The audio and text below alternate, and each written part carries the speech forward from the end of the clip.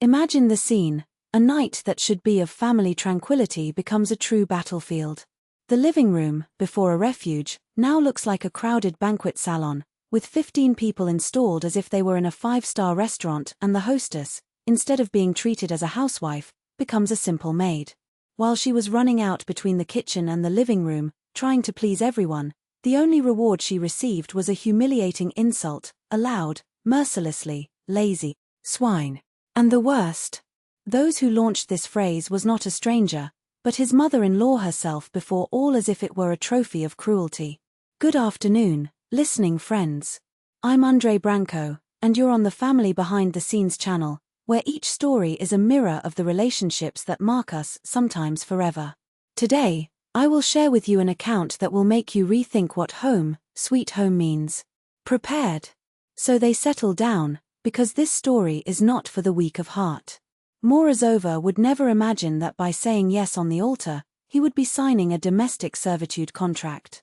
2 years earlier, when he accepted Dmitry Seleznyov's proposal, the future seemed promising. A stable job in a design studio, an apartment in the heart of the city, one with his own sweat, and a bridegroom who swore to offer him the world. In the early months, life followed her course, albeit with uncomfortable detail, as she played the house bills, supermarkets, and everyday expenses with her salary, twice his. Dmitry justified her modest contribution of 40,000 rubles with an embarrassed smile. It's just a phase, love. So things get better. But the real nightmare began when Evdokia Borisovna Seleznyova came into play. A middle-aged woman with hair tied in a hard bun that looked as artificial as her smile, and a sharp look capable of cutting as a blade. From the first date, it was clear, the mother-in-law not only disdaining her daughter-in-law, but saw her as an intruder in her own kingdom. A real wife makes the husband the king of the home, does not reduce him to a mere guest, he repeated, while reviewing every corner of the apartment with disdain, criticizing the tidying, the food, and even the clothes of Arm. And Dmitry? In the presence of his mother, he became a submissive shadow, nodding each criticism, while throwing guilty looks to his wife, as if to say, sorry, but you know how she is. Arms tried to ignore the provocations, believing that it was all a phase of adaptation. Your mistake. Evdokia Borisovna came to appear more and more often, extending her visits from days to weeks, as if the house was yours. He rearranged the furniture to his liking, inspected the refrigerator with a judge air, and dictated how to be a good housewife with the authority of those who never worked out. In my time, a woman who was a woman knew her place. She served her husband, did not make him wash a cup, he said, as long as Arm, exhausted after a day of work, tried to reconcile the demands of his career with the expectations of a mother-in-law that looked like another century. Attempts to talk to Dmitry bumped into lame excuses. She's elderly, she has her customs, gives a break, soon pass. But instead of passing, the situation climbed. Evdokia began to invite the whole family to her son's house without consulting the owner of the property.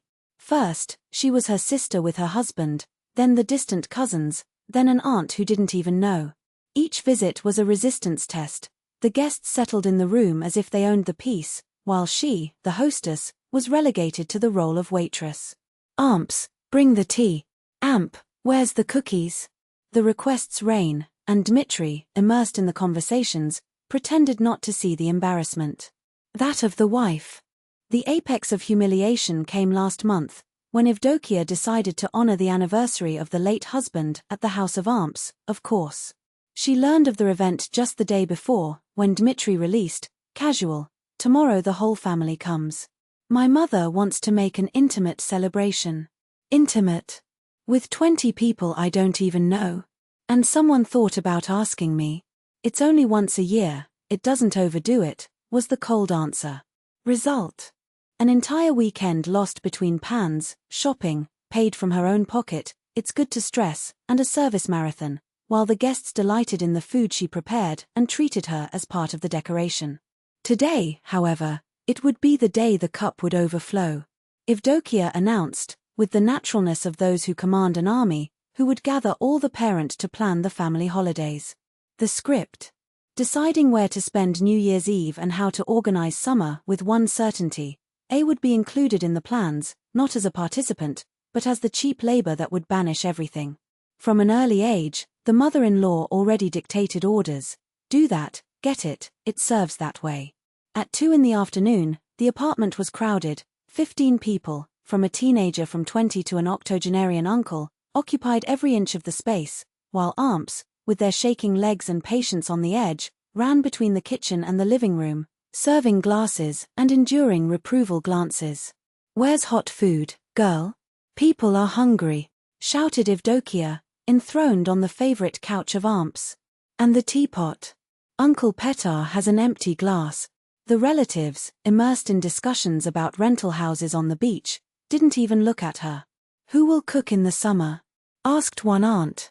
"Ah, but we have Amp," laughed Evdokia, as if talking about an accessory. "She's great in the kitchen and doesn't complain about work." Everyone agreed, as if it were obvious. After all, what would a daughter-in-law serve, if not to serve? The drop of water came when bringing a heavy tray of roasted meat, puree and vegetables, dishes that cost him hours of sleep and effort. Armvest heard, "Be careful, you disastrous." Almost knocked everything on Uncle. Evdokia finished, with a dramatic sigh, "And it still takes an eternity. In my time, a woman who was valuable was agility." But the final blow came next, when he realized that salt was lacking on the table, the mother-in-law released, to the audience attentive, "What can you expect from a lazy like her? Not even to think right, but managed to fix a husband. Miracle, no?" The silence that followed was deafening.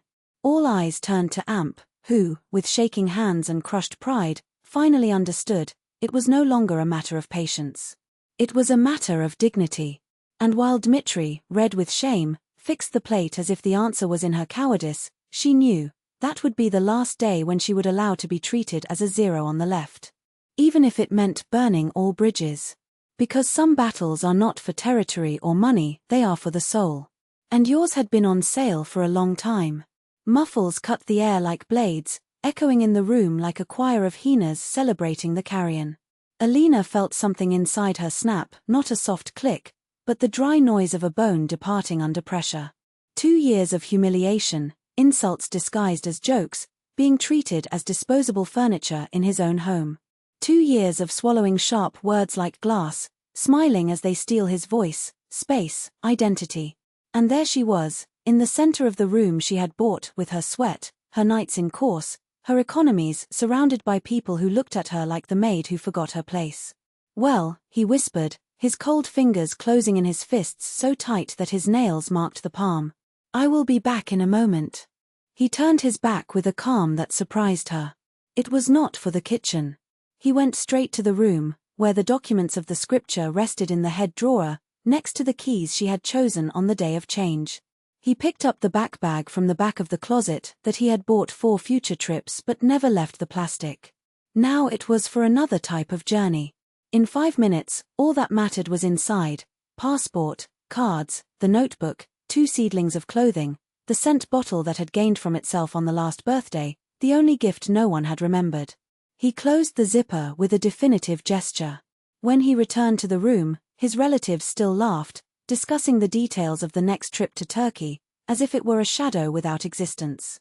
"Ah, our hostess finally came back," Zoranized Evdokia Borisovna, lifting the eyebrow painted with the arrogance of those who never needed to ask anything from anyone. "Where's salt, my face?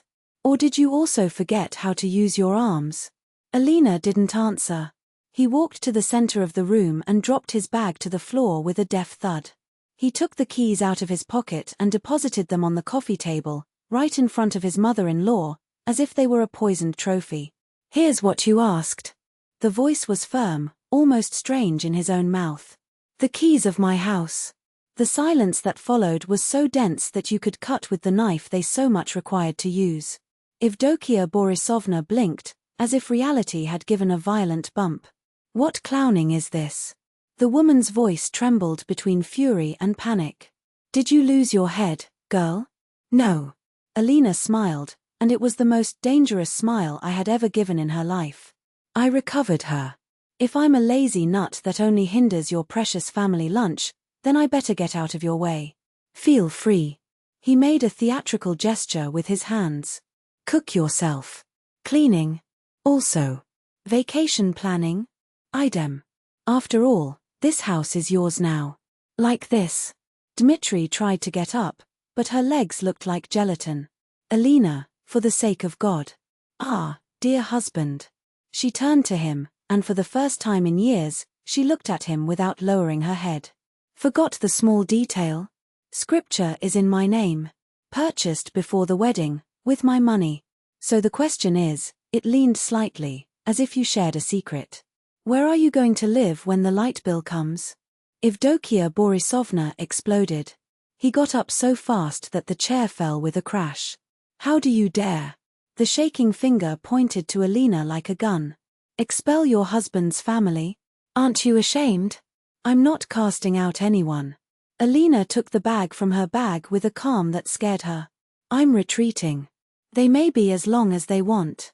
Just don't forget. He looked at the clock. The water bill wins on the 10th. There are 4,000 rubles. Have fun. When he tried to pass, the mother-in-law blocked the door, the injected eyes of hatred. You don't leave here, he shouted. Dmitri is your husband. He has rights. He has. Alina laughed, a short and joyful laugh. He had 2 years to act like one. Instead, he watched his mother treat me like garbage. Now, he leaned against the wall, crossing his arms. Now he can learn to put on clothes. Evdokia Borisovna tried to grab her by the arm, but Alina dodged with such a natural movement that the woman stumbled. 2 decades of CrossFit were not just for aesthetics. Dmitri, he wowed the mother-in-law, as if a flawed god invoked. Are you going to let this bitch talk to me like that? He got up, his hands sweaty, his shirt glued to his back. Alina, please. Don't dare. Her tone was enough. Dmitri froze. 20 years of gym taught me one thing. Approached, the voice a lethal whisper. Never underestimate a woman who has nothing more to lose. Explain to your mother that the 19th century is over. Or rather, he looked at the clock again. You have exactly 5 minutes to decide if you will follow me and try to fix it, or stay here and remain her puppet. Why do I? He smiled, and this time it was a wolf smile. I already chose. No one breathed. The relatives looked from one to another, like rats in a trap that only now realized they were trapped. Alina took the bag, opened the door and stopped in the stop. Ah, I almost forgot. He turned, his eyes shining with a malice that no one recognized there. The freezer is full. If you want to stay, get food yourself. And pay the internet. Wi-Fi turns off at 11 p.m. if you don't renew the plan. Good luck. Dmitri called her name when she was already down the stairs, but Alina didn't look back. Evdokia Borisovna's shouts echoed through the hall, insults, promises of revenge, but she only accelerated the step. Outside, the cold air of the night hit his face like a kiss of freedom. In the taxi, while the city's lights passed through the window, Alina felt something strange in her chest, an almost painful lightness, as if she had ripped a tumor she had been carrying for years. When Svetlana opened the apartment door with a bottle of wine in her hand and her eye knew this day would come, she couldn't resist. Finally, she whispered her friend, pulling her to a hug. I thought you were going to spend a lifetime by serving that vixen. They laughed. They laughed even to hurt until the tears flow, until the weight of the last 2 years dissolves at the bottom of a cup. Dmitri called 3 times that night. Alina didn't answer. In the morning, a long message arrived on the cell phone, clings, promises, the desperate comeback, we fixed dash. She didn't even open it. He erased with the same gesture with which he had left the keys on the table, definitive. A week later, he returned to the apartment just to get what was left. Dmitri was in the kitchen, her eyes swollen, her beard to make. It looked like a man who had aged a decade in 7 days. My mother left, he said, as if it explained something. The relatives too. Everyone is furious. I imagine. Alina wrapped the books without looking at him. And you? Also without sealing? I have no way to pay rent alone. His voice broke. Alina, I didn't know it was that bad. Interest. She stopped. He looked at him not angry, but with such a profound feather that hurt. You knew. Just chose to ignore. Every day you silenced your mouth when she humiliated me, or let it go when I cried in the bathroom. You knew. Now. He closed the box with a snap. Now it's late. I can change. He got up, his hands extended like a beggar. Give another chance. No. She took the box. Because the next time your mother steps here, I'm going to call the police for invasion. And you? He looked at him for the last time. You'll leave it. Dmitri didn't try to stop her when she left. A month later, he moved, unable to pay the bills. Alina rented the apartment for a value that covered her own rent in a better neighborhood, a place of her alone, with walls that did not echo screams, a kitchen that did not smell the obligation. The divorce was fast. Dmitri's lawyers tried a fight for the house, but the law was clear: well acquired before marriage is not divided. Evdokia Borisovna once called, cursing and threatening processes. He received only a short response from Alina's lawyer: your client no longer wants contact. Any attempted intimidation will be sent to the authorities. A year later, in a coffee near the new building where he lived, Alina met Andrei. Engineer, callous work, a man who looked in his eyes when he spoke and laughed at her jokes without forcing. When she told about her first marriage, he didn't face mercy. He shook his head, his dark eyes seriously. A real man, he said, never lets his wife humiliated. Less for the mother herself. His parents came to dinner the following month. A woman with grey hair and soft voice, a man who squeezed her hand with respect. What a charming girl, said Andrei's mother, serving the cake she had brought herself. So smart, so independent. My son is lucky. Alina held the tears. Not for sadness, but because for the first time in years, someone looked at her and saw her, not the maid, not the inconvenient daughter-in-law, not the shadow that should bend. At the simple ceremony, with just close friends, no one demanded that she run to serve. No one commented on the dress, the menu, or the guest list. Andrei held his hand all the time, as if he knew that sometimes the mere fact that he was there was enough revolution. And when the song started and he pulled her to dance, Alina smiled. Not out of obligation. Not out of fear. Because for the first time she chose. No more the heavy trays in the hands, nor the words that cut like knives disguised as advice. Alina was no longer the silent maid of a house that was never yours, but a woman on an equal footing, not by permission, but by right. Meanwhile, Dmitri was running in the same trap he had helped build. He changed his address several times, but the shadow of Evdokia Borisovna pursued him as a curse. The women who crossed their way soon noticed the game: a mother who has been taking the value of each with the rigor of a jeweler evaluating fake stones. No one is up to my son, she repeated to the acquaintances, as if love were a title competition and not a heart choice. Dmitri, in turn, was muttering between a rented apartment and another: I got tired of living alone, but his hands trembled when it was time to cut the umbilical cord that kept him hostage to childhood. Evdokia, deprived of her favorite victim, turned to her neighbors, to distant cousins, anyone who could serve as an audience for her superiority monologues. Until they, tired, closed his doors. The tyranny, when you do not find who bend, turns only shouts in the void. People came to avoid it not out of fear but disgusting. An ironic destination for those who had passed life measuring others through the ruler of his own ego. From the news that came to Alina, always by third parties, always in a cheap gossip, she had no curiosity. That life no longer belonged to him. He had built something new, solid, where respect was not a bargaining chip, but foundation. 3 years after divorce, between laughs and nights in Claro, his son was born. When Andrei first held him, with those big, careful hands that had already rescued her Tanta's times, she knew, the key she had played outside that day not just opened one door, opened a future. Sometimes you need to have the courage to burn bridges so that smoke does not suffocate tomorrow.